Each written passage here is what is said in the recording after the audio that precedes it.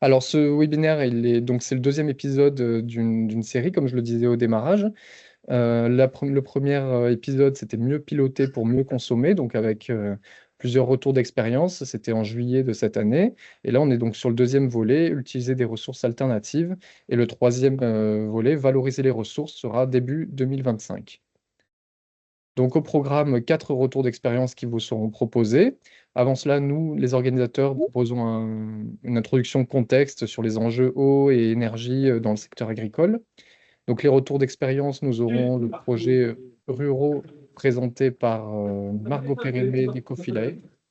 Ah, j'ai désactivé tous les micros. Ok, le deuxième retour d'expérience sera présenté par Alain Nguyen de BioUV. Et puis pour le côté énergie, donc eau, soleil, agriculture à l'heure du réchauffement climatique avec Alain Janet de SolarClos. Et puis réalisation pour les bâtiments agricoles et en agrivoltaïsme avec Thomas Chicano de LM Soleil.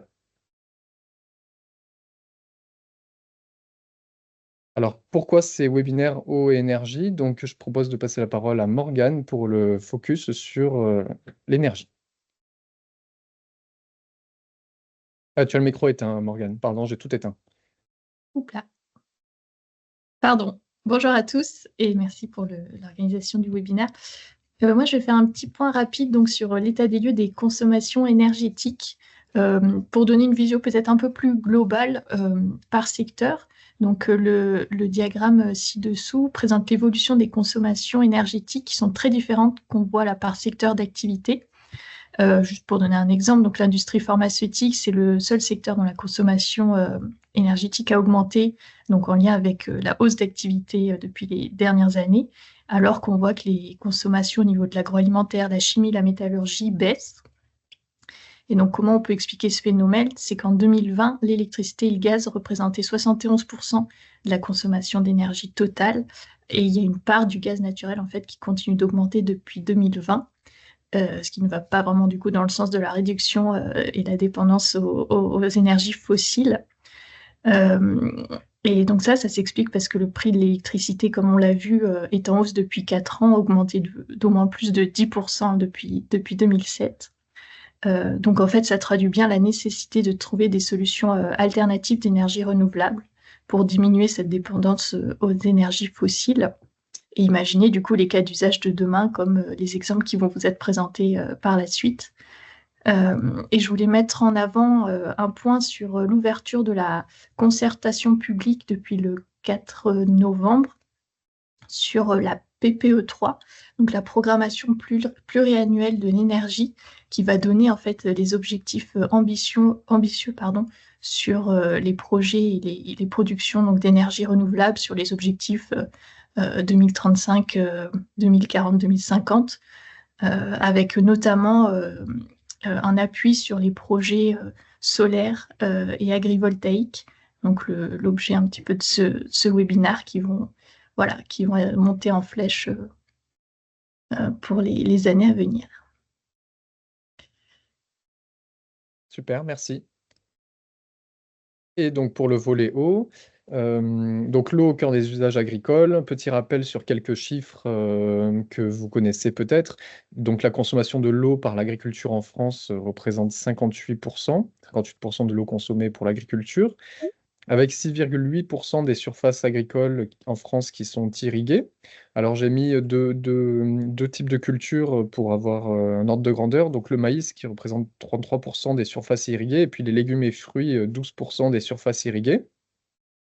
Sur l'évolution de l'irrigation entre 2010 et 2020, quelques chiffres que j'ai trouvés sur un site de l'INRAE. 23% des surfaces qui sont irrigables, c'est-à-dire équipées d'un système pour l'irrigation. Et puis, on a donc plus 13%, c'est une augmentation entre 2010 et 2020. Et puis, plus 13% des prélèvements pour l'irrigation. Un exemple qui concerne aussi nos régions Occitanie et Sud, même s'ils représentent une part assez faible finalement sur l'irrigation. Mais la vigne a augmenté entre 2010 et 2020, donc de 29 000 hectares à 69 000 hectares irrigués. Alors, économiser l'eau en agriculture, c'est évidemment un enjeu. Il y a des ressources alternatives. Et c'est l'objet de nos deux premières présentations. Vous verrez qu'ils nous montreront des retours d'expérience sur comment aller chercher ces ressources alternatives, qu'est-ce qu'il peut y avoir comme type de projet. Et puis d'autres solutions comme l'agroécologie et le changement de pratique, et puis optimiser l'irrigation. Alors, c'est parti pour les retours d'expérience. Donc, le premier retour d'expérience, c'est de l'entreprise Ecofilae, donc pour le projet Ruraux. Margot, je te laisse la parole et je peux passer les diapos à ta place. Tu n'as qu'à me dire suivant. Ouais, ça marche, pas de souci. Eh ben, tu peux déjà, super. Bonjour à tous. Donc déjà, merci pour l'invitation. Donc, je m'appelle Margot Pérémé, je suis chargée de projet innovation chez Ecofilae. Et donc, effectivement, on va vous présenter aujourd'hui le projet Ruraux qui s'est terminé l'année dernière. Donc, juste pour parler un petit peu d'Ecofilae, donc on est un cabinet de conseil et d'ingénierie sur la réutilisation des eaux usées traitées et plus globalement sur la réduction de l'empreinte eau des territoires. Donc, on propose un accompagnement sur divers aspects pour la réussite de ce type de projet.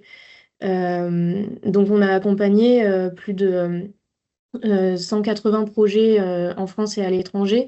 On a aussi une expertise réglementaire, donc on accompagne des rédactions de dossiers réglementaires. Et on travaille aussi donc, sur des pilotes démonstrateurs. Donc on en a réalisé 5 en tout. Ruraux, c'est l'un d'entre eux. On a également une activité de formation voilà, avec plus de 1500 étudiants qui ont été formés de près ou de loin par Ecofilae. Tu peux passer. Donc, je voulais juste faire un petit rappel sur le contexte réglementaire de la réutilisation des eaux et notamment pour l'agriculture. Donc, ce contexte réglementaire en France, il a beaucoup bougé depuis l'année dernière avec la publication en août dernier, enfin en août 2023, pardon, d'un décret cadre pour la réutilisation des eaux usées traitées issues de stations d'épuration et pour la réutilisation des eaux de pluie. Et ce décret, il a été suivi de 2 arrêtés en décembre 2023 pour cadrer donc l'arrosage des espaces verts et l'irrigation des cultures. C'est ce qui va nous intéresser aujourd'hui. À savoir qu'il y a aussi un arrêté pour les usages urbains qui sera qu'on attend en tout cas pour fin 2024. Et donc dans ce contexte, on a... Non, c'est bon, tu peux passer. Euh, Dans ce contexte, donc, on a des critères de qualité qui ont été mis en place donc sur plusieurs types de paramètres, donc des paramètres physico-chimiques et des paramètres pathogènes. Et donc, en fonction de la qualité d'eau qu'on arrive à obtenir en sortie de station ou en sortie de traitement complémentaire, on va avoir une qualité de l'eau qui va être attribuée. Et on ne peut pas faire la même chose avec les différentes qualités d'eau. Donc on va de la qualité A, la meilleure qualité, pour laquelle on va pouvoir irriguer toute culture, y compris des cultures consommées crues en contact avec l'eau, à la qualité D, pour laquelle seules les cultures industrielles, donc à vocation énergétique, peuvent être irriguées. Et donc, c'est donc dans ce contexte réglementaire que prend place le projet Ruraux. Donc, si tu veux passer, voilà. Donc, en fait, on a étudié donc, ce projet sur la commune de Saint-Jean-de-Corny. Donc, Saint-Jean-de-Corny, c'est une commune de 800 habitants qui est située dans la communauté de communes du Pic Saint-Loup, donc au nord de Montpellier. C'est une commune rurale avec beaucoup d'activités agricoles autour, donc, et des jardins partagés communaux qui sont en place depuis 2019. Ces jardins partagés, ils sont situés à proximité de la station d'épuration de la ville, qui est une station basée sur des filtres plantés de roseaux pour une capacité d'environ 1000 équivalents habitants. Donc on est vraiment sur une petite capacité et un rejet en zone de rejet végétalisé.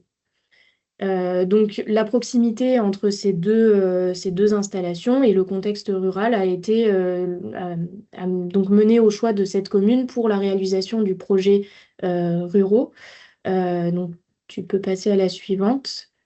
Et donc, sur ce projet, l'idée, c'était de tester, de valider différentes solutions technologiques et différentes pratiques pour le développement de la réutilisation des eaux usées issues de steppes rurales pour des usages agricoles. Donc, cette question, elle est importante parce que, en fait, en milieu rural et surtout pour des petites stations comme celle-ci, on va souvent considérer que la réutilisation, ça ne va pas être rentable parce qu'on a des installations qui vont coûter beaucoup d'argent et pour des volumes assez faibles. Donc voilà, l'idée, c'était d'estimer un peu ce qui était possible de faire avec des solutions un petit peu plus low-tech en traitement complémentaire. Donc ici, vous avez une représentation de vue de haut de la station, avec donc les trois séries de filtres plantés initiaux, donc qui font partie de la station de base en fait à Saint-Jean-de-Corny. Et donc autour de cette station ont été rajoutés plusieurs modules. Donc en dessous, vous avez le module des technologies d'affinage, donc affinage, traitement complémentaire en fait, où on a pu tester différentes technologies pour ces traitements. Et on a également plusieurs modules qui ont été rajoutés de tests donc, de stockage, donc voir l'évolution de l'eau une fois traitée dans un stockage. Et on a également plusieurs tests au niveau de l'utilisation en agriculture, donc sur le colmatage des systèmes d'irrigation et sur la croissance des plantes. Donc si tu passes à la suivante, voilà, vous avez les différentes technologies qui ont été étudiées. Donc tout en haut de l'arbre, là, c'est le filtre planté premier étage, donc c'est la station d'origine, avec le rejet en zone de rejet végétalisé, donc sur la partie tout à gauche. Et on a donc d'autres différentes technologies qui ont pu être testées. Donc des technologies UV. Donc voilà, c'est la technologie 3. Vous avez des membranes gravitaires, c'est ce qui est marqué MG sur la technologie 4. Ensuite, vous avez donc des filtres plantés de roseaux aérés qui ont été rajoutés, qui donc ont été testés à différentes conditions expérimentales. Donc c'est ce que vous voyez donc de l'autre côté à droite, les deux marqués FPRA. Et on a également une électro-oxydation qui a été rajoutée. Et on a donc plusieurs technologies qui ont été testées en combinaison. Donc les filtres plantés aérés en combinaison avec la membrane gravitaire ou avec l'électro-oxydation. Et l'électro-oxydation a également été testée avec deux conditions expérimentales différentes. Donc ça, c'est pour les technologies d'affinage. Et donc pour le stockage, on a également testé donc avec deux configurations différentes. Oui, ce que j'ai oublié de préciser, c'est que en fait, tout l'ensemble de la partie expérimentale s'est déroulé sur 2020 et 2021. Donc vous remarquerez aussi que c'était avant la publication des différents décrets et arrêtés, ce qui a mené à plusieurs... enfin voilà, il a fallu voir assez large en termes de tests sur la qualité d'eau pour ne pas louper en fait des futures préconisations. Donc pour revenir sur le stockage, durant les 2 saisons, on a utilisé des bassins de 5 mètres cubes qui ont été creusés, donc, pour lesquels il y a eu des prélèvements donc, à différentes profondeurs et également des sondes pour mesurer différents paramètres à plusieurs profondeurs également. Très vite, on s'est rendu compte que on avait plusieurs problèmes avec ce type de stockage d'apport de matière organique avec le vent ou avec des contaminations d'origine animale. Donc en 2e saison, des nouveaux stockages ont été rajoutés qui sont des cuves IBC qui ont été semi-enterrées et qui ont également été couvertes pour éviter l'ajout de ces contaminations et pour pouvoir vraiment voir l'évolution de cette eau dans enfin, uniquement liée à son stockage. Et donc, la dernière chose qui a été étudiée dans ce projet, c'est l'irrigation en elle-même. Donc, selon deux choses différentes. Donc, d'abord, l'étude du colmatage des systèmes, et notamment des systèmes de goutte à goutte qui sont plutôt pressentis pour l'utilisation d'eau réutilisée. Donc voilà, des tests sur ce colmatage avec de l'eau issue de la réhute et de l'eau conventionnelle.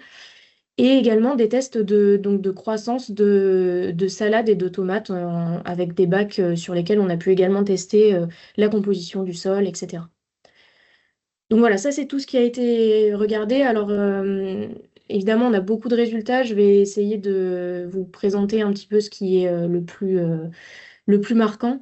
Donc d'abord, pour ce qui est de la sortie des différents traitements, on a pu tester les différentes technologies sur différents paramètres. Donc là, je vous ai représenté uniquement trois. Donc on a l'azote total à droite, au milieu les MES et pardon, c'était à gauche l'azote, et à droite les Escherichia coli. Et donc, on voit que au niveau des paramètres physico-chimiques, j'ai l'impression qu'il y a un écho. Il y a peut-être quelqu'un qui n'a pas fermé son micro. Donc, au niveau des paramètres physico-chimiques, en fait, les technologies sont toutes globalement assez performantes. Et c'était d'ailleurs déjà le cas de la sortie du filtre planté de roseau. Et donc, c'est aussi le cas pour les MES. Ce qui est intéressant de voir, c'est au niveau des pathogènes donc, qui sont représentés ici avec Escherichia coli, on voit que les premières technologies, en fait, ne permettent pas un abattement suffisant pour les différents...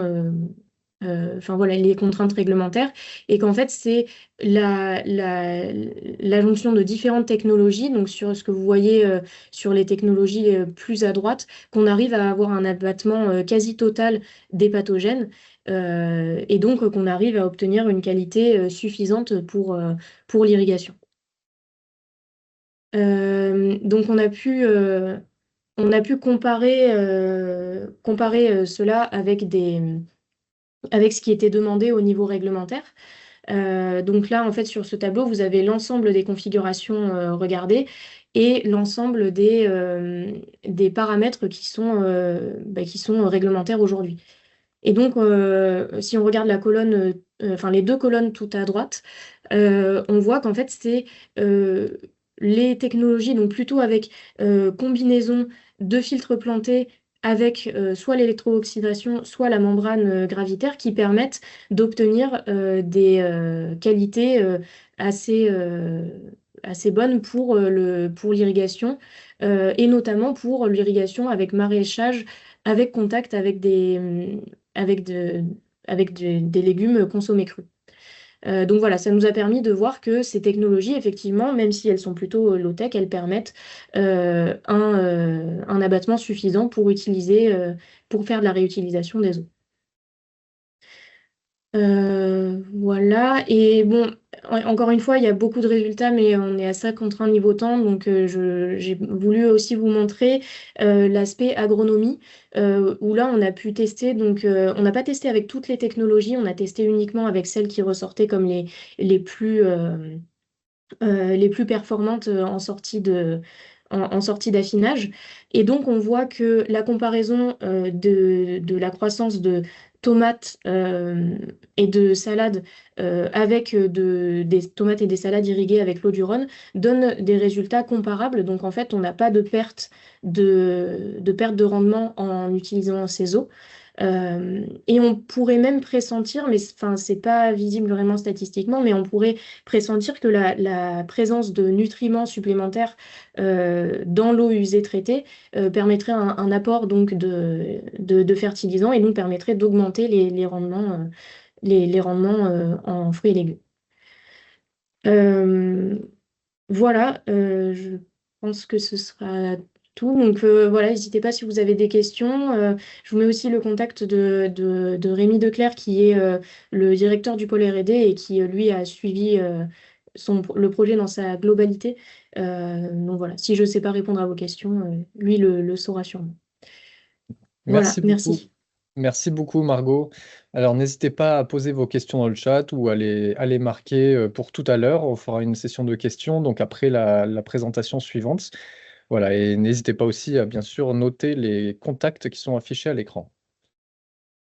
Alors, je passe à la Présentation suivante. Donc, Alain Nguyen, ingénieur technico-commercial chez BioUV, qui va nous parler de 3 projets de reuse en agriculture. Je peux passer, comme à l'instant, les diapos pour toi. Donc, tu n'as qu'à me dire suivant si ça te convient. Et Alain, ton micro est éteint. Voilà, c'est bon. Bonjour. On peut commencer. Donc, on va passer le diaporama. Donc, quelques mots BioUV. Donc, je vais vous présenter BioUV pour ceux qui ne connaissaient pas la société. Donc, prochaine diapo. Donc, BioUV, c'est une société qui a été créée en 2000, spécialisée dans la conception de dispositifs à rayonnement ultraviolet, l'électrolysocèle et l'ozone. Donc, prochaine diapo. Donc, les différentes applications, au départ, on a commencé pour la piscine privée pour la désinfection, après piscine publique pour la déchlorination, et bien sûr pour tout ce qui est désinfection dans les aquariums, l'eau potable, les fontaines, l'aquaculture, l'industrie et les eaux de ballast. Et dernièrement, justement, c'est le gros sujet, c'est les eaux usées dans le cas de la reuse. Prochaine diapo. Donc, en gros, les chiffres clés sur les installations qu'on a faites en traitement UV, pour les eaux de ballast, justement, c'était ce qui a amené à BioUV à être coté en bourse après depuis 6 ans. C'est le traitement des eaux de ballast de bateaux par Biocy, qui est une réglementation qui obligeait que tous les bateaux qui étaient, je dirais, en mer devaient être équipés d'un dispositif de désinfection des eaux. Donc, bien sûr, après, on a continué, enfin, on avait fait sur tout ce qui est système de potabilisation, les piscines publiques pour des clos, les piscines, je dirais, spa privées, les bassins, les aquariums, l'aquaculture et, je dirais, différentes installations dans le milieu industriel comme les usines de boissons ou de production, je dirais, de produits alimentaires. Donc, ce qui nous concerne pour le projet de je dirais, dans cette réunion, c'est surtout le traitement des eaux usées épurées, donc ce qu'on appelle la reuse ou reuse. Donc, nous, on va se charger de la partie désinfection, c'est-à-dire pour répondre, je dirais, prochaine diapo, ce qu'avait expliqué un peu Aquafilae, c'est le traitement des eaux usées, donc qui s'installe en sortie, je dirais, des clarificateurs ou je dirais, de l'eau qu'on rejette. Donc, on voit sur le schéma l'UV qui est mis vraiment au moment, je dirais, de rejet de l'eau. Prochaine diapo. Donc, pour ce faire, donc on utilise justement le cadre réglementaire, qui sont les textes qui sont sortis, je dirais, fin 2023. Elle vous a présenté dans la présentation précédente les différents abattements qui étaient nécessaires au niveau des bactéries. Donc, on voit bien les différentes classes A, B ou C ou D, qu'il faut des doses différentes pour pouvoir garantir les abattements. Donc, le prochain diapo montre aussi les abattements minimums qu'on devait obtenir pour, je dirais, la filière globale en sortie des stations d'eau épurée. Donc, pour répondre à tout cela, on a fait différents projets. Donc, il y a le premier projet, c'était, je dirais, qui a fait beaucoup parler, c'est le projet IRI-ALTO. C'était l'eau qui a été utilisée en sortie, je dirais, des eaux usées pour alimenter, je dirais, arroser par irrigation, par goutte à goutte les vignes. Donc, en gros, ils ont amené, la station était positionnée pas loin, je dirais, la station tertiaire des vignes. Et ce qui a coûté le plus cher, c'était amener justement l'eau jusqu'à là-bas. Donc, en gros, sur un projet qui était à peu près à 1,2 million, il y a eu 700 000 euros qui étaient dédiés pour amener l'eau jusqu'à, je dirais, jusqu'aux vignes, quoi.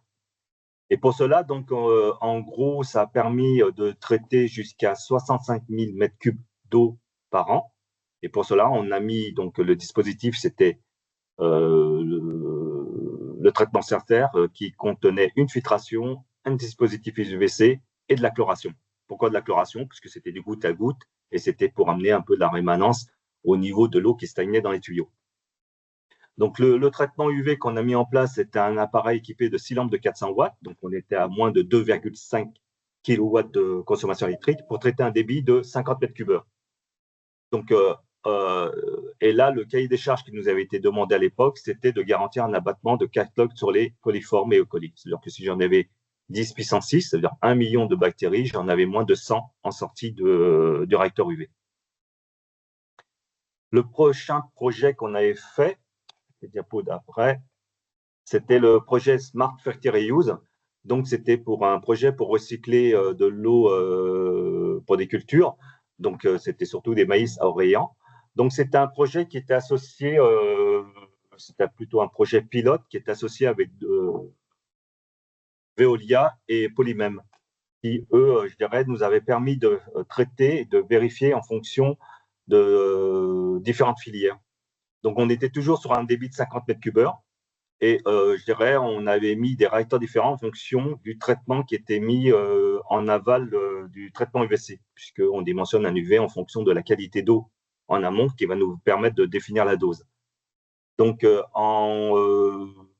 la filière où il y avait juste une filtration standard, filtre à sable, on a mis un réacteur pour 50 mètres cubes heure, équipé de 8 lampes de 400 watts, ce qui permettait de garantir 5 logs sur les coliformes et 1,5 log sur les BSR.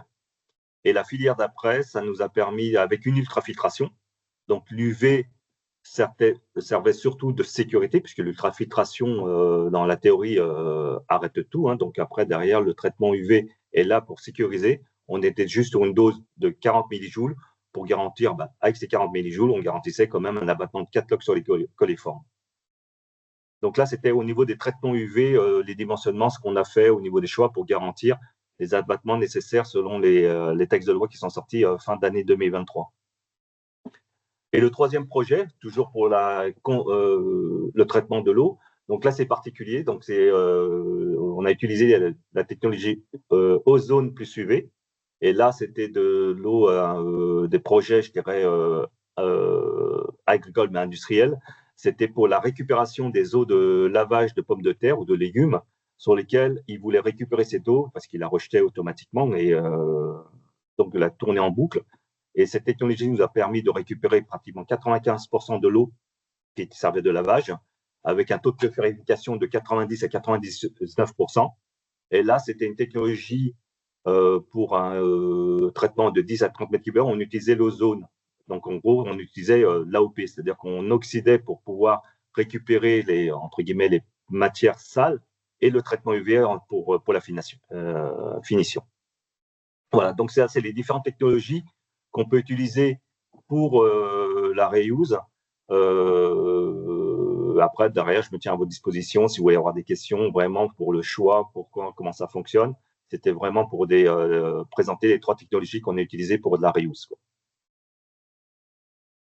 Et merci beaucoup, Alain. Donc, idem, le contact est affiché à l'écran, n'hésitez pas à le noter. Voilà, je confirme hein, de ce qui se dit dans le chat que les présentations seront disponibles sur les sites internet des organisateurs, donc des différents pôles. Il n'y a pas de questions à ce moment-là sur l'une ou l'autre des présentations qui viennent de vous être faites. N'hésitez pas à les poser encore une fois dans le chat. Et puis, s'il vous vient des questions un peu plus tard, posez-les quand même. Il y aura un moment dédié à ça à la fin du webinaire. Alors, s'il n'y a pas de questions pressantes, on peut passer à la deuxième partie donc, du webinaire qui concerne les retours d'expérience de l'énergie à destination de la filière agricole. Et donc, pour commencer, la parole à Alain Janet, donc président de SolarClose, avec une présentation intitulée « Eau, soleil, agriculture à l'heure du réchauffement climatique », qui nous parlera d'un projet en particulier, je crois.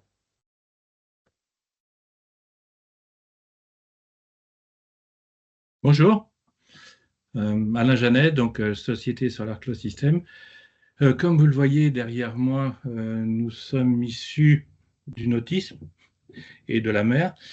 Et c'est véritablement le plus grand des hasards qui nous a amenés dans la direction de l'agriculture, et en particulier dans le cadre du réchauffement climatique, où nous avons commencé à échanger avec un certain nombre d'acteurs, dont l'INRAE bien évidemment, et nous avons été choisis pour participer à un programme européen qui s'appelle Prima 2, qui s'adresse directement aux enjeux de l'eau, de l'énergie et de l'agriculture. Merci de passer à la slide suivante. Alors effectivement, ce qu'on vit tous, hein, à savoir trop d'eau en trop peu de temps. C'est une eau qui est dévastatrice du fait de sa violence. Les changements le réchauffement climatique induit une transformation dans l'hygrométrie, dans les lieux de précipitation et dans des zones plus ou moins chargées d'humidité. La violence de l'eau fait qu'effectivement, elle détruit tout sur son passage, mais aussi c'est de l'eau qui aurait pu être utilisée pour l'agriculture, notamment en irrigation, et c'est une eau qui est perdue, dont la force et la puissance sont dévastatrices, comme on le sait. Merci. Alors, nous avons devant nous des enjeux assez désagréables à regarder et à entendre. Le doublement du CO2 disponible pour les plantes, c'est effectivement la pollution. Ce qui veut dire qu'effectivement, les plantes pourront accéder à beaucoup plus de CO2 pour leur croissance, et en même temps, ils auront besoin d'eau d'irrigation pour pouvoir se développer. L'augmentation de la température à 3-4 degrés sur la fin du siècle est à peu près acquise aujourd'hui. La ridification progressive des zones sèches en sud de l'Europe, et bien évidemment dans la zone du Maghreb, c'est une évidence. Le fait que la radiation solaire s'accentue d'année en année, c'est aussi une autre évidence. Et un phénomène qui est perçu par tous les exploitants en littoral, que ce soit Sud-Europe, mais aussi en zone Nord-Afrique, c'est la salinisation progressive des nappes phréatiques, avec tout ce que ça comporte en termes d'irrigation. Je pense notamment à Malte, à Agadir, au Portugal, à l'Espagne, sud de l'Italie, la Sicile. Il y en a effectivement, c'est pratiquement partout que ça se passe. Slide suivante. Et au milieu de ce tableau difficile, qui est les conséquences du réchauffement climatique, il y a la projection qui a été faite par la FAO et par les Nations Unies, à savoir que d'ici 2030, la demande mondiale d'eau sera supérieure de 40% à l'offre. Donc on a effectivement un véritable souci d'accès à l'eau. Notamment au Moyen-Orient, il y a une partie des guerres effectivement est basée sur l'accès à l'eau, mais on va dire que ces conflits vont devenir de plus en plus prégnants en proximité du sud de l'Europe. Et donc, ce sont des enjeux qu'il faut adresser. Plusieurs solutions sont possibles. On va peut-être passer à la slide suivante. Et dans ce cadre-là, un ensemble de partenaires se sont réunis dans un projet qui s'appelle Pure Circle, donc le cycle pur ou le cycle parfait, afin d'étudier quelles étaient les solutions possibles et un agrégat de solutions, car une seule solution ne résoudra pas l'équation. Et donc, nous avons plusieurs pays, nous avons 8 pays qui sont concernés, sous la direction de l'Allemagne et de l'université de Hohenheim, qui est les leaders de ce consortium. Nous travaillons en Égypte, avec nos collègues égyptiens, en Tunisie, au Maroc, en France avec l'INRAE et nous-mêmes, en Italie avec l'Université de Salerne et avec le CNR, au Portugal, notamment sur la partie énergétique, et à nouveau sur la partie agricole en Espagne. Alors, qu'est-ce que c'est que Pure Circle? L'idée de Pure Circle, c'est effectivement de freiner la vitesse de l'eau au moment des inondations violentes qu'on subit et qu'on va continuer à subir, afin de pouvoir en partie la stocker, mais bien évidemment, on ne peut pas stocker l'énorme quantité d'eau qui se déverse à ce moment-là, et en partie la réintroduire dans la nappe phréatique, en la purifiant. Donc c'est pour ça qu'il s'agit d'un cycle parfait. C'est sur quoi nous travaillons en Espagne, au Maroc, en Tunisie et en Égypte. Slide suivante. Okay, donc, effectivement, il s'agit de gérer l'eau. Alors, n'étant pas agronome, je vais être prudent dans le domaine de l'agriculture. Clairement, les systèmes hydroponiques assainissent l'eau et en particulier les nitrates. Et une fois que ces eaux d'irrigation ont été déchargées en partie des nutriments, elles sont rechargées en nutriments.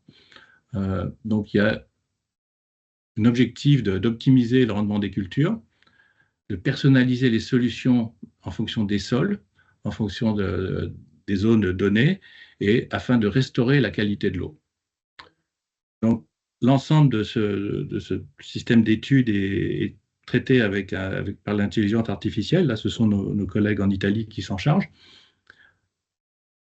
Une analyse des impacts socio-économiques. Okay. On compare les performances des différents systèmes qu'on utilise, qu'on teste soit en Tunisie, soit au Maroc, en Espagne et effectivement en Égypte. Et on essaye effectivement d'insuffler des solutions auprès des décideurs politiques. Alors, dans cet ensemble, SolarCloud intervient en tant qu'énergicien. Et là, je serai plus à l'aise de vous parler d'énergie que d'agriculture. Merci. Slide suivante. Mes collègues agronomes m'ont souvent dit aucune des solutions seules ne va fonctionner. C'est un ensemble de solutions. Et aucun d'entre eux ne prétend avoir la baguette magique qui va résoudre le problème du réchauffement climatique et de la redistribution des eaux. Alors, il y a plusieurs systèmes qui sont utilisés. Je les ai listés là. Il y en a un qui est intéressant en particulier, qui est la construction de demi-lunes captatrices d'eau, qui a été testé avec succès au Kenya et dans d'autres régions. On a listé effectivement labourer dans le sens inverse du ruissellement, les restaurer les bocages, replanter des arbres le long des rivières, ce sont une évidence, et alterner effectivement les variétés de culture en ligne.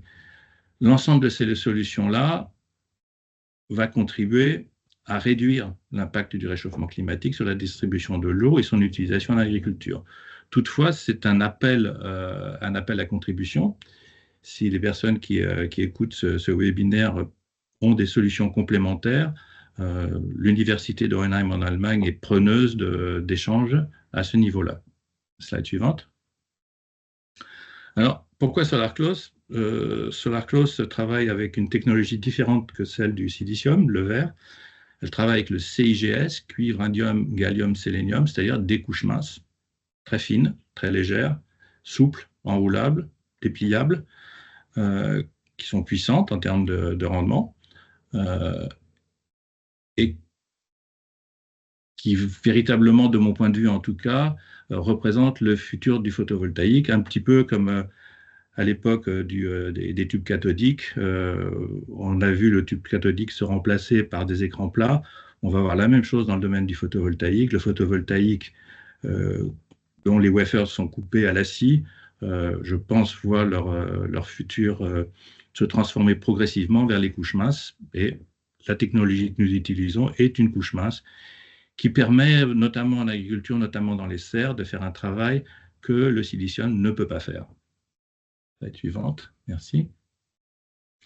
Alors effectivement, c'est enroulable, comme vous le voyez, c'est repliable. Le fait qu'il n'y ait pas de verre, vous n'avez pas de micro-fissures qui se forment, et ça c'est notamment très visible dans les transports, parce qu'on équipe Renault Trucks, les camions, et puis des navires de transport, notamment des ferry-boats, où les vibrations sont véritablement dommageables pour tout ce qui est vert. Donc dans ces situations-là, la technologie CIGS est tout à fait pertinente. Slide suivante. Alors, l'intérêt aussi, c'est que nous travaillons sur le séquencement lumineux avec des écrans qui sont modulables. Et là, vous avez un exemple sur la gauche où vous êtes dans une serre à Alicante, et on va y revenir dans une minute, où on a l'expérimentation sur du cannabis médicinal. Et là, ce rayonnement séquencé, on va passer à la slide suivante, ombre et lumière, présente un avantage tout à fait particulier, en ce sens que le mode flash de la lumière contrasté avec l'ombre est lu par les plantes de façon assez particulière, et on pensait que la réaction de la plante et serait probablement une réaction de protection, et ce n'est pas le cas. En réalité, la plante déclenche une réponse de type croissance, et l'INRAE, Sophia Antipolis, je vous montrerai dans la slide suivante, a pu mesurer l'efficacité en termes de rendement, en rendement agricole, de ce système-là. Alors, ça a un autre avantage, c'est dans les serres, c'est le fait que la technologie CIGS est plus efficace dans les rouges, notamment dans les infrarouges, et à l'intérieur des serres, la lumière infrarouge, c'est l'effet de serre, est emprisonnée. Et en ce sens-là, la technologie CIGS est plus efficace, son rendement est supérieur au silicium du fait de sa gestion de l'infrarouge. Slide suivante. Donc, l'étude que nous avons menée à Sophia Antipolis avec la technologie que nous utilisons, on a comparé un écran d'ombrage classique qu'on trouve pratiquement dans toutes les serres middle tech et high tech, avec un écran d'ombrage photovoltaïque. Et les résultats, simplement, sur 10 mois, un différentiel de 13% a été observé de rendement sur, c'était des plantes, des tomates, sous la zone photovoltaïque, écran d'ombrage photovoltaïque par rapport à l'écran d'ombrage classique. Slide suivante. Alors, ce que nous faisons à l'université d'Alicante, c'est effectivement toujours un test sur la gestion de l'eau. Et là, on rentre de plein pied dans le projet Pure Circle, avec un écran d'ombrage photovoltaïque de SolarCloud System et le système allemand qui a été mis au point de recyclage de l'eau via une filtration afin de pouvoir le réintroduire dans la nappe phréatique. Alors, une partie est testée dans les serres, mais une partie est testée aussi dans des champs de plein air, notamment des champs de quinoa. Et la dernière slide, qui est notre prochain déploiement qui fait toujours partie du projet Pure Circle, qui sera début 2025 à Agadir, dans une zone où là, effectivement, on a une forte radiation, on a une zone qui est déjà semi-aride, mais qui est en train de se aridifier, de sécher plus qu'auparavant, et bien évidemment une infiltration de la nappe phréatique par l'eau de mer. Donc là, on est dans un cas typique où ce qu'on va apprendre à Agadir et ce qu'on va apprendre aussi en Égypte sera, je pense, on va pouvoir le réutiliser et anticiper ce que l'on va connaître dans le sud de la France, dans le sud de l'Italie, à savoir une aridification des terres et une transformation de zones tempérées en zones probablement semi-arides d'ici une quinzaine d'années. Dernière slide. Nous vous remercions. Pour information, nous fabriquons et produisons en France. On est un des derniers Mohicans dans le sud-est de la France. Je pense la dernière entreprise qui fabrique des panneaux et des modules photovoltaïques. Merci bien. Merci beaucoup, Monsieur Jeannet. J'ai une question qui me vient par rapport à votre présentation sur est-ce que le prix, par exemple, de cette technologie CIGS par rapport au silicium est comparable, plus élevé? Est-ce qu'il y a est-ce qu'il y a des informations là-dessus? Alors, c'est plus élevé à la fabrication, mais la pose est tellement simple. On n'a pas besoin de cadre, on n'a pas besoin, en termes de main-d'œuvre aussi, main-d'œuvre chargée européenne. Le temps de pose et le mode de pose est tellement plus léger et plus facile que le différentiel de prix au watt à la fabrication est compensé quand on regarde l'ensemble du coût final. D'accord, merci. Alors, s'il n'y a pas de questions pour cette présentation, on peut passer à... Merci encore, Monsieur Jeannet. On peut passer à la présentation suivante, donc le dernier retour d'expérience. Puis, je ne l'ai pas dit au début, mais à la fin du webinaire, nous, on vous présentera aussi quelques dispositifs de financement pour l'eau et pour l'énergie, voilà, sur le dernier temps. Donc, Thomas Chicano, chargé d'affaires pour LM Soleil, donc, va nous faire une présentation intitulée Réalisation pour les bâtiments agricoles et en agrivoltaïsme. Je vous laisse la parole et puis voilà, vous me dites si ça vous convient de passer à la slide suivante à chaque fois que vous souhaitez passer. Alors, je suis navré, je crois que M. Chicano ne s'est pas encore connecté au webinaire. d'être un peu en retard. Ok. Alors, je sais pas s'il avait bien eu le lien de connexion. Oui, je lui ai renvoyé le lien. Ok. Et alors, Oui, Morgane, non, tu souhaitais parler? Non, non, comme proposé, euh, enfin, comme il y avait une proposition, c'était peut-être de passer sur les appels à Ouais, projets et puis de revenir oui, après voilà. sur On passe sur les appels à projets, on revient ensuite, dès que Monsieur Chicano arrive, sur sa présentation.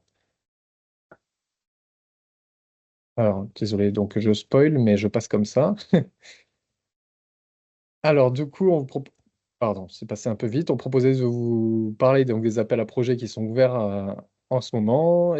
Oh mince, voilà. Et je passe donc la parole à Simon Nardin et à Eco-Entreprise. Oui, bonjour à tous, et merci Simon. Donc effectivement, en attendant l'intervenant, on avait prévu de vous donner un panorama des appels à projets, notamment dans le domaine de l'utilisation de l'eau à des fins agricoles. Alors, comme vous le voyez, vous connaissez tous le contexte financier actuel. On a assez peu de visibilité sur les appels à projets 2025.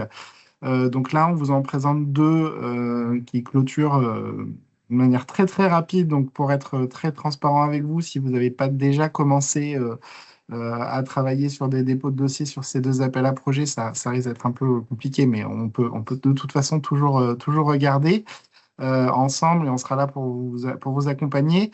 Donc le premier appel à projet qui commence à être assez connu maintenant donc s'appelle Innovo. Il est financé par l'ADEME dans le cadre du programme France 2030.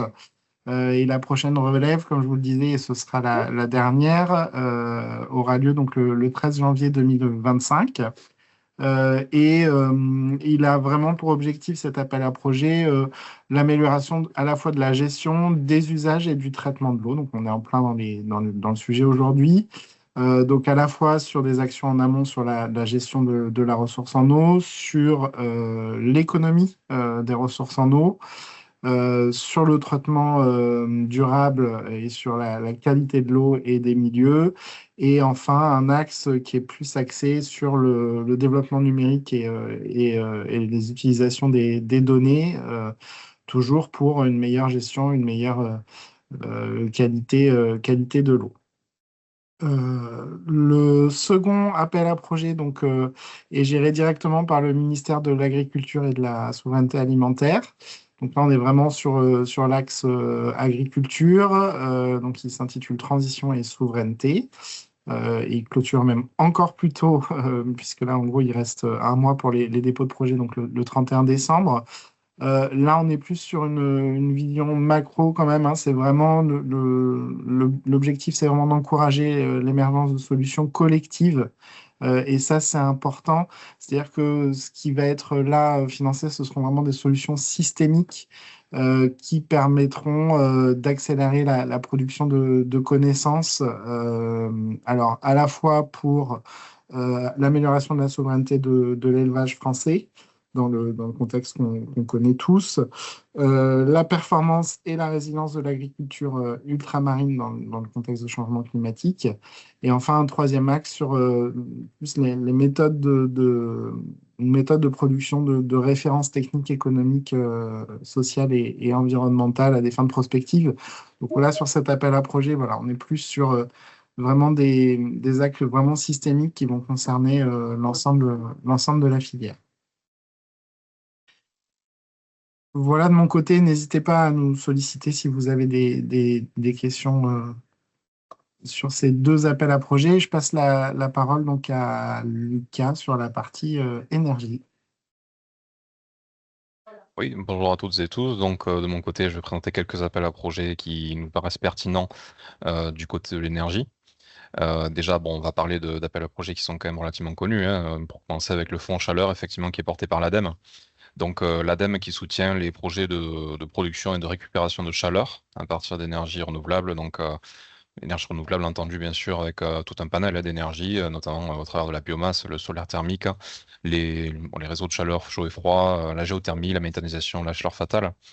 Donc ce fonds chaleur est conçu spécifiquement pour les entreprises et les collectivités et propose donc d'accompagner les démarches de transition vers de la chaleur renouvelable avec un soutien financier qui peut aller jusqu'à 65% du coût d'installation ou de l'étude de faisabilité du projet que vous souhaitez financer. Concrètement, on encourage donc le remplacement d'installations utilisant des énergies fossiles par des énergies de production de chaleur de froid renouvelables et potentiellement couplées à des réseaux de distribution. Le périmètre est quand même assez large, sachant que l'ADEME finance ce type de projet à l'échelle nationale. Pour ce qui est des primes CEE, donc il s'agit de certificats d'économie d'énergie. Les CEE sont donc une aide privée encadrée par l'État visant à encourager donc des travaux de rénovation énergétique. Ils financent diverses opérations. Il s'agit du remplacement d'équipements ou de l'amélioration de l'existant. L'idée étant que ces opérations standardisées d'économie d'énergie correspondent à des opérations qui sont réalisées couramment. La réalisation de ces opérations font l'objet par la suite d'un dossier qui va vous permettre d'obtenir un certificat et donc l'obtention d'une valeur forfaitaire liée à l'opération que vous souhaitez mener. Il y a toute une liste donc sur les liens que nous avons inclus dans la présentation.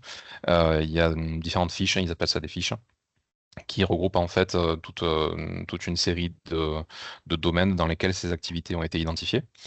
Pour les nommer, donc on a effectivement l'agriculture, mais on a aussi le résidentiel, le tertiaire, l'industrie, le réseau et les transports. Chacun donc avec une série d'actions que vous pouvez mener et que vous pouvez donc certifier et donc potentiellement obtenir un forfait pour le financement de ces activités-là.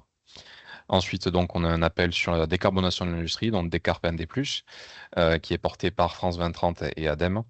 L'idée étant de décarboner donc de façon profonde des sites industriels via les thématiques de l'efficacité énergétique, l'électrification des procédés, l'adaptation des procédés pour l'intégration de l'hydrogène renouvelable ou dérivé, ou électrolytique bas carbone. Le dispositif s'adressant donc à tout site industriel ou projet permettant une réduction d'au moins 40% des émissions annuelles des gaz à effet de serre direct ou d'une réduction d'au moins 20% de la consommation énergétique annuelle. Les projets devront être compris entre 30 millions et 200 millions d'euros. C'est un appel à projet qui va courir jusqu'à 2026, sachant que nous n'avons pas de date sur la prochaine relève des dossiers, mais par contre, il y a déjà eu une première relève qui s'est fait, j'avais la date juste ici, c'est le 7 mars 2024, donc il faut attendre à avoir effectivement une relève des dossiers pour 2025 en suivant.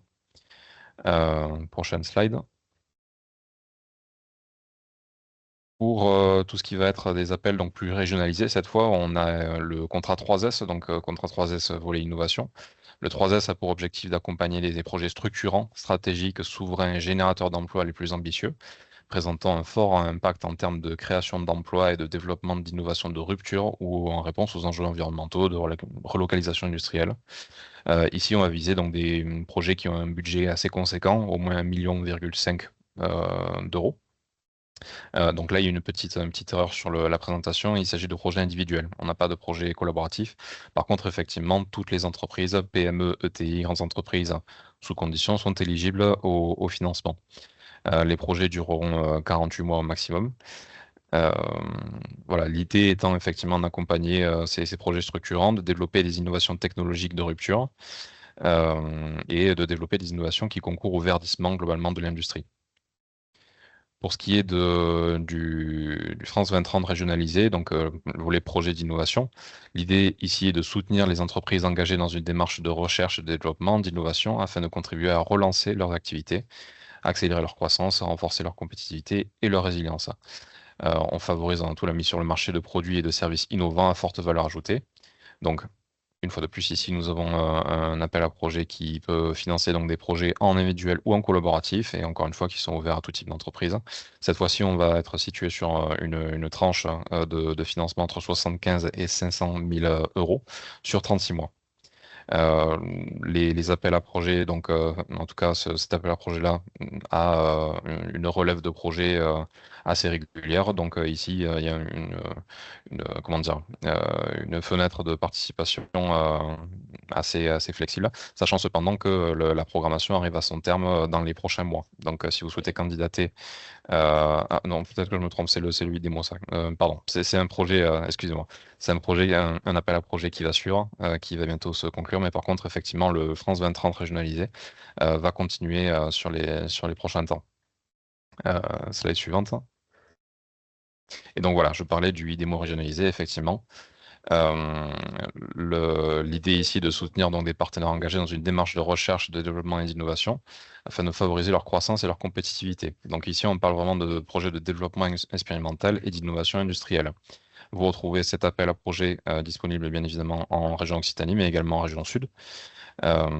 Et donc vis-à-vis de ce projet-là, on va viser spécifiquement des projets collaboratifs. Donc il faudra au moins 2 entreprises minimum, dont une PME ou ETI, et au moins un partenaire de la recherche académique, puisque ici on est vraiment dans une démarche de recherche et innovation sur un terrain estimé 4 à 6, donc vraiment à la limite entre la recherche fondamentale et ensuite la production d'un prototype. Ici, donc, on va fonctionner sur un budget de 1 à 4 millions d'euros sur une durée de 24 à 48 mois. La clôture, effectivement, donc c'est au 31 décembre 2025, sachant que nous aurons donc une prochaine relève le 28 avril et le 28 octobre 2025. Slide suivante. Et pour conclure, donc, nous avons le PASS transformation écologique qui vise donc plusieurs secteurs d'activité, les industriels et services aux entreprises, artisanales, touristiques et agroalimentaires. Ici, on est vraiment sur des financements beaucoup plus restreints, donc coût total maximum de 10 000 euros, avec un cofinancement donc, venant de cet outil financier de 50%. Ici, on va vraiment soutenir des travaux d'amélioration écologique concernant notamment la production de chaud et de froid renouvelables, avec tout ce qui va être installation de géothermie, que ce soit sur champ de sonde, géostructure, que ce soit sur eau de nappe, eau de mer, etc. On aura le géocooling, la pompe à chaleur, solaire thermique, etc. On aura aussi donc l'économie circulaire et la gestion des déchets, avec notamment la récupération des eaux de pluie et la réutilisation. La sobriété énergétique avec l'optimisation, l'accessibilité énergétique, avec un système de management et de stockage de l'énergie, tout ce qui va être système domotique également, les capteurs, les éclairages de détection automatique, l'isolation thermique des réseaux de chaleur, et enfin la digitalisation et la cybersécurité avec notamment l'acquisition de systèmes de gestion, système global GPAO. Donc un outil particulièrement intéressant, notamment pour tout ce qui va être collectivité territoriale, quand elles ont besoin notamment de financer des opérations assez précises sur certains territoires. Voilà, je reste à votre disposition si vous avez quelques questions ou réactions par rapport à ces appels à projets. Bien sûr, je reste aussi, comme Simon l'a indiqué, disponible pour ensuite vous accompagner sur le dépôt de projet, sur ces appels à projets.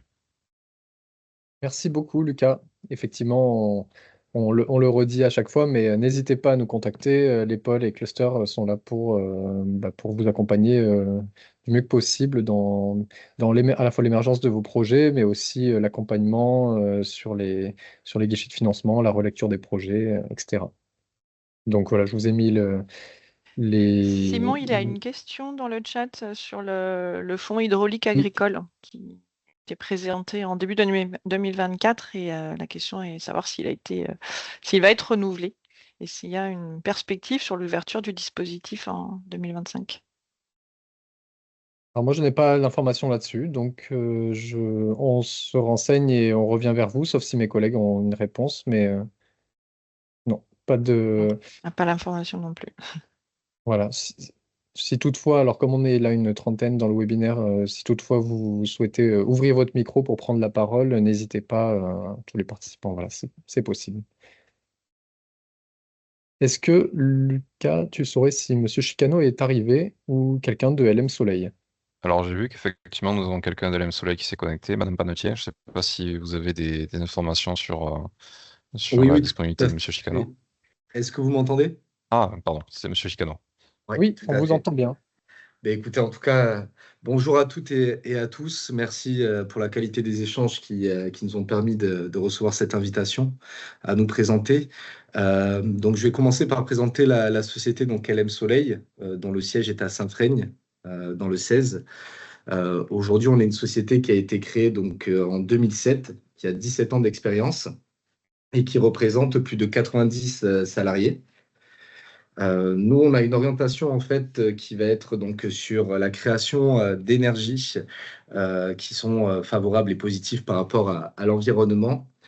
Je ne sais pas si vous avez reçu peut-être le diapo de présentation. Oui, alors Oui, je partage là actuellement, je ne sais pas si vous le voyez, la diapo. Donc je suis sur votre deuxième diapo où on voit créé en parfait. 2007, plus de 90 salariés.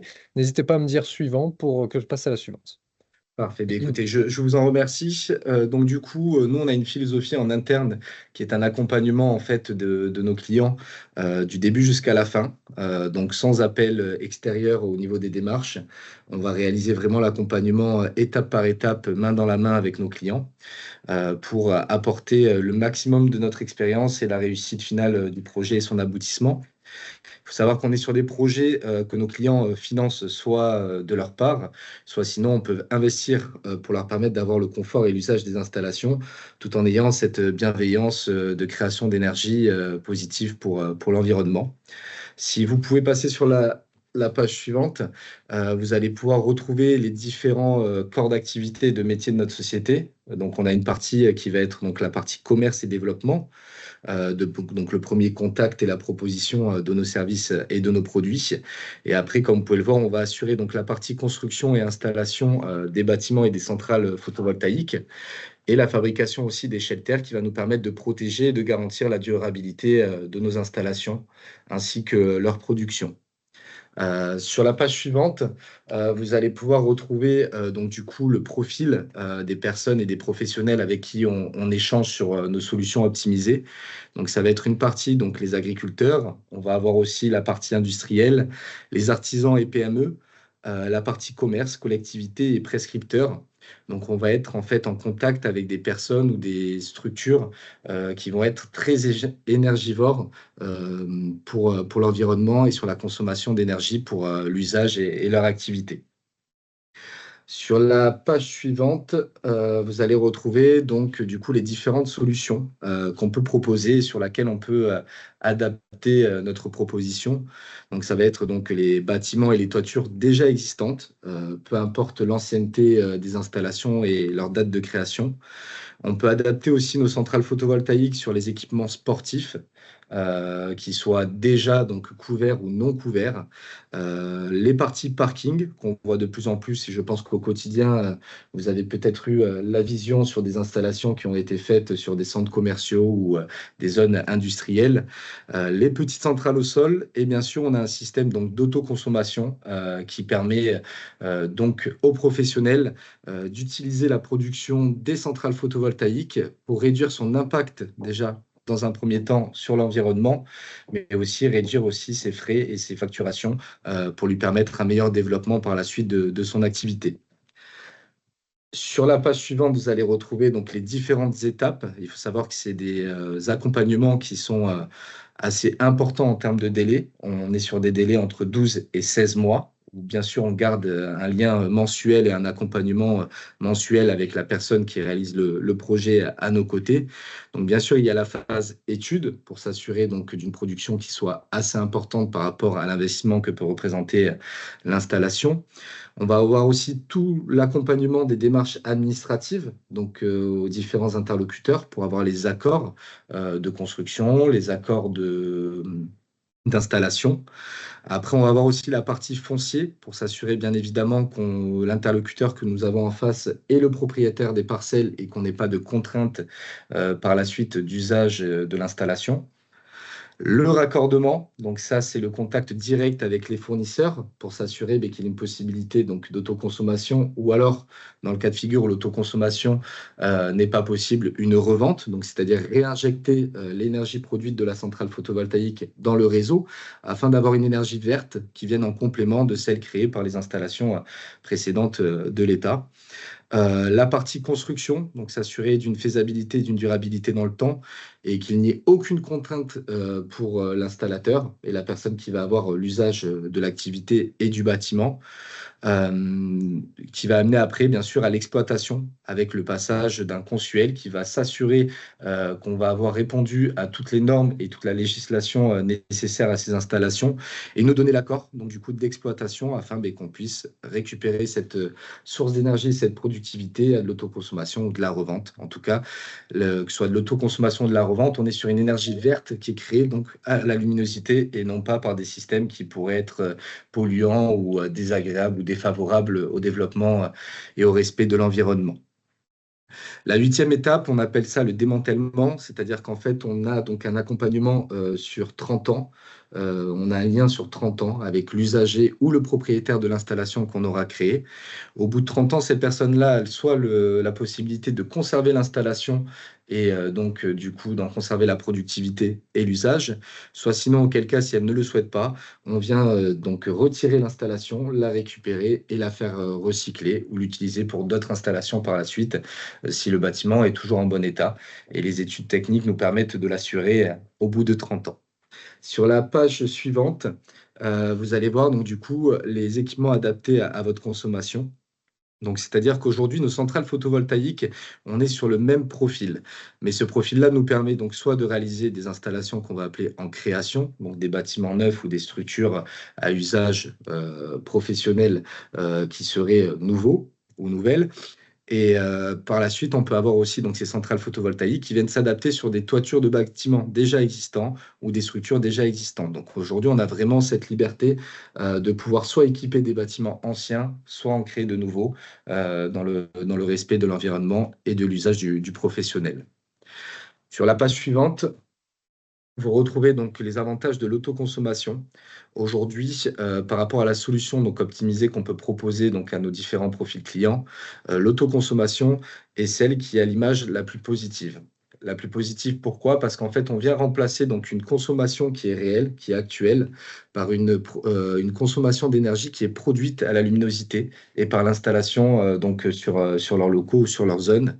Donc ça crée donc une réduction, bien sûr, financière des factures d'électricité par rapport aux prix qui sont proposés par les fournisseurs. La sécurité face à l'augmentation du prix du kilowattheure, ça leur permet d'avoir donc une source d'énergie qui est stable, sans variance de tarification. L'augmentation possible de leur approvisionnement en électricité, parce que selon les types de centrales photovoltaïques, on peut avoir une production plus importante que celle qui leur est proposée à l'heure actuelle, et donc leur permettre un développement d'activité. La préservation donc, de leur capacité d'endettement, c'est-à-dire qu'en réduisant leurs coûts, ils vont pouvoir amener d'autres solutions en respect de leur développement et de l'environnement.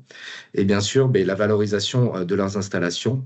Quand on est dans le cas de figure d'une intégration d'un nouveau bâtiment, on vient apporter du confort et de l'usage et du développement de leur activité. Mais même sur une toiture existante, il faut savoir que quand on installe une centrale photovoltaïque, on vient à rénover les installations, donc c'est-à-dire retirer des installations qui ont des présences d'amiante, qui sont nocifs, donc du coup, comme vous le savez, pour l'humain et pour l'environnement, et installer une structure d'installation qui est plus positive et à une image verte pour l'environnement et l'être humain.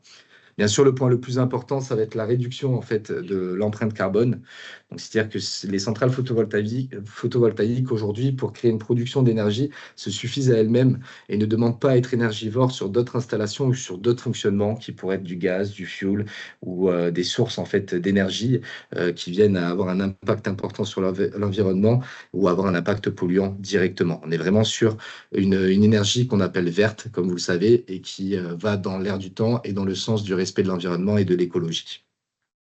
Sur cette image, vous allez voir un projet donc on a réalisé en fait sur la mairie de Tapona.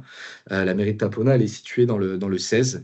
Donc en fait, on a réalisé une installation de 3 ombrières photovoltaïques sur du coup un emplacement de parking, de stationnement qui servait à l'accès, donc le stationnement des véhicules pour les équipements sportifs et du pôle socio-culturel de la mairie de Tapona, avec un équipement de 2 bornes électriques. Qui permet aussi la recharge de véhicules qui sont non polluants et beaucoup plus positifs pour l'environnement. Cet exemple-là nous permet de voir qu'aujourd'hui, la production de ces 3 ombrières photovoltaïques, donc de ces centrales photovoltaïques, permet aujourd'hui de produire une consommation annuelle qui serait équivalente à 79 foyers, donc 173 habitants. on va être sur une installation qui représente 370 watts de puissance de production. C'est, on va dire, une des plus petites installations qu'on peut réaliser aujourd'hui, mais qui a un impact déjà sur une consommation et qui permet de fournir la production d'énergie pour 79 foyers. Donc, même sur des petits projets, on a un impact direct sur l'environnement et sur une énergie verte qu'on peut proposer et qui évite aujourd'hui 88 tonnes de CO2 par an. Donc, on est quand même sur des résultats qui sont plus que favorables et plus qu'encourageants dans la démarche du respect de l'environnement. Sur la page... Oui, Je me excusez-moi. demandais si l'image dont vous parliez, c'était celle qui était sur votre diapo précédente. Alors, c'est normalement, vous devez avoir un diapo avec la mairie de Tapona en Non, gros. je l'ai pas. D'accord, alors c'est l'image suivante, je pense. Excusez-moi si vous pouvez avancer encore un petit peu. Alors non, excusez-moi, elle ne fait pas partie du diapo. Donc c'est pour ça, bon, j'ai bien fait de vous donner les éléments Voilà, verbalement. on l'a Voilà ce qu'il faut. visualisé. Voilà ce qu'il faut, mais j'espère. Sinon, n'hésitez pas à poser des questions ou à me demander d'éclaircir. Donc la mairie de Tapona, comme j'expliquais, c'est 3 ombrières photovoltaïques qui aujourd'hui font une puissance de production de 370 kilowatts et qui permet aujourd'hui d'éviter 88 tonnes de CO2 par an. Donc il y a déjà un impact, même si c'est une installation qui est minime par rapport à des installations qu'on peut faire de plusieurs mégas et qui donc du coup, l'impact se multiplie par la puissance et la présence de la centrale photovoltaïque. Comme vous pouvez le voir sur l'image donc du coup qui apparaît sur votre écran, donc notre zone en fait d'impact et de travail, ça va être donc toute la région Nouvelle-Aquitaine et ses départements. Donc aujourd'hui en fait on va avoir des chargés d'affaires, des présences secteurs. Donc comme vous pouvez le voir pour ma part c'est le 33 et le 47, mais on va voir vous avez la possibilité d'avoir un interlocuteur direct présent sur chaque secteur qui répond aux demandes, aux études et qui peut vous permettre de vous accompagner dans les meilleures conditions. Au niveau des informations et des éléments, je pense avoir fait le tour pour déjà une première présentation et que vous puissiez situer qui est la société et ce que nous pouvons proposer. Maintenant, si vous avez des questions, n'hésitez pas, j'y répondrai avec plaisir. Merci beaucoup. C'était très clair. Moi, du coup, je pense que la réponse c'est oui, mais vos installations ne se font qu'en France. Il n'y a pas de marché à l'étranger. Tout à fait. Aujourd'hui, en fait, il y a une demande qui est relativement très importante en France, déjà principalement sur la région Nouvelle-Aquitaine. Le but étant, c'est déjà d'avoir un impact sur l'aspect national avant de chercher un développement qui serait beaucoup plus important. Mais aujourd'hui, je pense que les possibilités, en tout cas pour notre développement d'activité, sont déjà nombreuses sur la région Nouvelle-Aquitaine. Et l'impact qu'on peut avoir avec nos solutions optimisées peut avoir un impact sur la France déjà très important. D'accord, merci. Et puis, si jamais vous aviez le chiffre, je me demandais aussi la part de marché sur l'agriculture par rapport à tous les autres, hein, que ce soit ce que vous aviez cité. Alors, Est-ce que l'agriculture représente vraiment la majorité de vos marchés alors aujourd'hui, en fait, l'agriculture va représenter 80% de nos accompagnements. Déjà, le fait que le siège soit dans la région donc, de la Charente-Maritime, dans le 16, il y a beaucoup d'installations de professionnels d'agriculteurs et d'activités qui sont liées. Donc aujourd'hui, on va avoir vraiment une base d'accompagnement qui va être sur l'agriculture principalement, à hauteur de 80%. Merci. Alors, je vois une question dans le chat. Proposez-vous des solutions d'agrivoltaïsme, entre parenthèses, trackers, canopées, serres agri-PV? Alors, on a pu les proposer auparavant, ces solutions d'agrivoltaïsme. Aujourd'hui, la législation et les réglementations sont en train de changer. Donc, on veut s'assurer qu'elles se stabilisent pour pouvoir réactualiser nos propositions et les proposer par la suite dans les meilleures conditions. Donc, pour l'instant, non, mais par la suite, on y reviendra sûrement une fois que les réglementations seront établies et claires et précises. Merci. Simon? Oui, alors je ne sais pas s'il y a d'autres questions. Donc, à mon niveau, c'était pas une question, mais je voulais simplement compléter sur la partie financement et profiter également de l'intervention de Monsieur Jeannet qui nous a présenté son programme européen dans le cadre du programme Prima. En fait, juste pour vous dire que si on n'a pas trop de visibilité sur les financements à l'échelle nationale, Sachez qu'il y a énormément de possibilités à l'échelle européenne. Donc notamment au niveau du programme Horizon Europe que vous connaissez peut-être avec les clusters 6, les clusters 5 sur l'énergie et le cluster 6 sur le bio-environnement. Sachez que les appels à projets devraient être publiés en début d'année, en mars ou avril 2025 et clôturés en septembre-octobre. Donc ce sont des programmes qui, certes, prennent plus de temps en termes de montage, mais ce sont de réelles opportunités. Et vous avez également des partenariats européens qui viennent de s'ouvrir, notamment un partenariat agroécologie. Donc on est en plein sur le sujet, qui lui va ouvrir, donc il y a un webinaire d'information la semaine prochaine et les pré-propositions seront déposées en février 2025. Donc voilà, je voulais juste compléter sur les financements. N'oubliez pas qu'il y a des opportunités à l'échelle européenne et là encore, les pôles, on peut tous vous accompagner sur ces différents programmes. Donc voilà, je pense que c'est aussi à regarder. C'est vrai qu'on ne vous l'a pas mis dans les slides, mais ça reste aussi des opportunités très intéressantes et je pense que la présentation de Monsieur Janet en est la preuve avec des impacts tout à fait concrets pour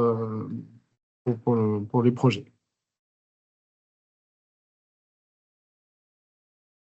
Super, merci. Lucas?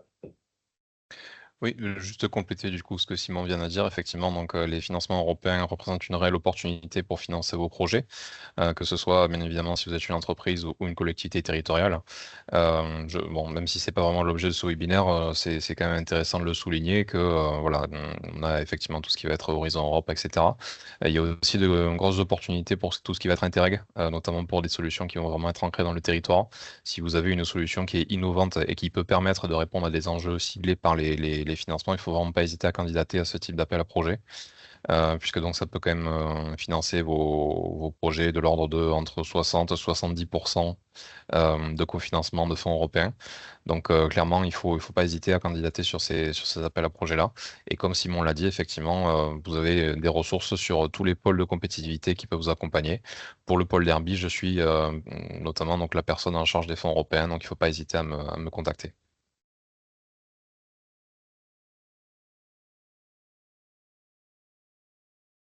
Parfait, merci. Est-ce qu'il y a d'autres questions sur l'ensemble de ce qui vient d'être dit depuis 10h30?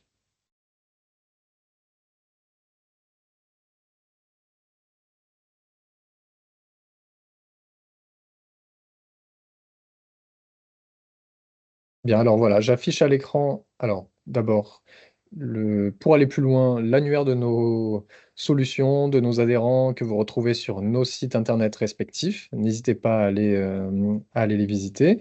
Et puis les contacts que j'affiche à l'écran des différentes personnes qui sont dans les pôles de compétitivité et clusters organisateurs de ces webinaires. Le prochain webinaire, donc toujours sur les usages en agriculture, mais cette fois avec un titre qui sera valorisation de ressources, sera pour début 2025, donc théoriquement en février. On vous communiquera la date exacte dans un second temps. Voilà, n'hésitez pas à revenir vers nous. S'il n'y a pas de questions, je vous propose qu'on clôture ce webinaire avec 7 petites minutes d'avance. Donc, Je crois si qu'il y avait c'est une bon. dernière question. Ah oui, exact. Quel rendement les panneaux solaires souples? Donc, c'est une question qui s'adresse à Monsieur Janet, je pense, pour la technologie donc CIGS. Ok. Ça va de 16 à 20%. On a des cellules de puissance différentes. Donc de 16, on a une à 16, une à 17,6 et une à 20%. Donc ça dépend en fait de nos clients et de ce qu'ils souhaitent, s'il y a de la surface disponible ou pas, tout simplement. Donc fourchette 16 à 20%. Aussi, un point important, et là je remercie l'ADEME, nous sommes partenaires d'un projet qui s'appelle Principe, avec deux branches du CNRS à l'IPVF et à l'IMN. Et SOIPV, nous lançons le développement et la fabrication de cellules CIGS en France.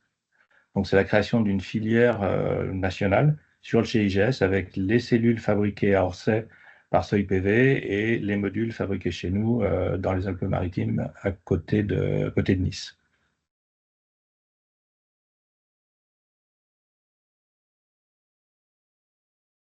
Parfait, je vous remercie. Est-ce qu'il y a d'autres questions? Eh bien, si pas d'autres questions, je vous propose de conclure. Donc, merci à tous d'avoir suivi ce webinaire. Comme on l'a dit, sur le site internet des différentes structures qui organisent, vous retrouverez le replay, les diaporamas de présentation, et on revient vers vous pour la date du prochain webinaire. Merci à tous et bonne journée. Merci Simon, merci à tous. Au revoir. Merci beaucoup.